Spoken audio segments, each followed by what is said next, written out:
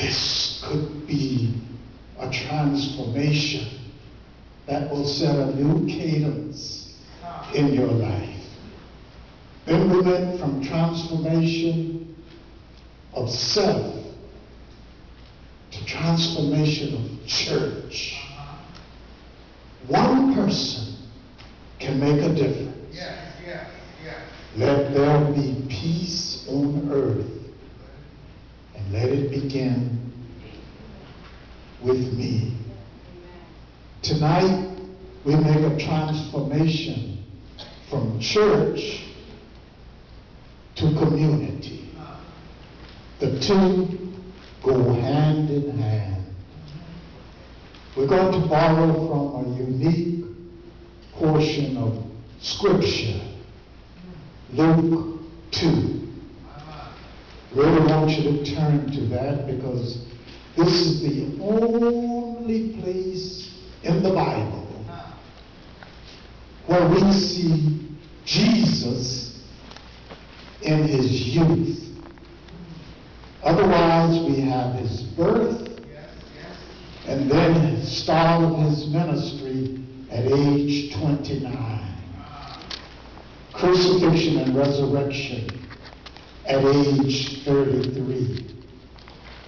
But if you didn't know about Jesus as a teenager, a youth, see what you feel tonight. I want you to feel that the temple is the church. And that somehow, if you get aligned with the temple, if you get aligned with the church, then you automatically get aligned with yourself and with your community. All right. So we want to bridge that as we look at it tonight. There are 3 feasts among the Jews and in the Bible. You have the feast of Passover. Everybody say Passover. Then you have the feast of Pentecost. Everybody say Pentecost. Then you have the feast of Tabernacles. Everybody say Tabernacles. Tonight we look at Passover, that feast where coming out of slavery, coming out of chains in Egypt, God set us free. In Egypt, the firstborn of every household smitten, but you put lamb's blood on the threshold of the door to your house, and the angel will see that and pass over your household, and the enemy will be destroyed.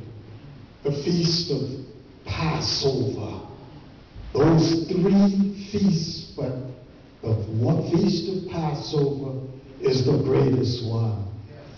A child starts learning to fast at age 12 among the Jews even today. Then you know what happens at age 13. Bar mitzvah. Bar mitzvah means son of the commandment. When Lord Baden-Powell of England goes to Africa, he notices the rites of passage. Here these fathers bring their sons out into the wilderness at age 12. They teach them how to hunt. They teach them how not to get lost. They teach them how to see the lion, and somehow you find a way to conquer that lion or to get away from it. They teach you how to start a fire so you can cook, not having matches. They teach them that movement. And Lord Baden-Powell comes back to London, bringing the movement called the Boy Scouts of England. Later comes to America as the Boy Scouts of America. Bar mitzvah, the child, the son of the commandment. We're going to look at 7 P's tonight, starting with purpose. Look at it and see if you see the purpose of the temple, how it bridges with the church and the community.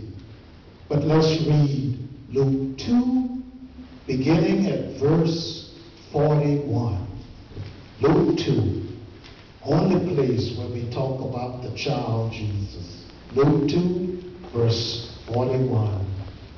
When Jesus was 12 years old, he accompanied his parents to Jerusalem for the annual Passover festival, which they attended each year.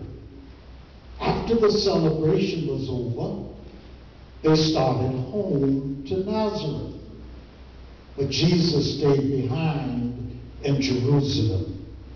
His parents didn't miss him the first day, for they assumed he was with friends among the other travelers. But when he didn't show up that evening, they started to look for him among their relatives and friends. And when they couldn't find him, they went back to Jerusalem to search for him there. 3 days later, they finally discovered him. He was in the temple. Everybody said temple. Church.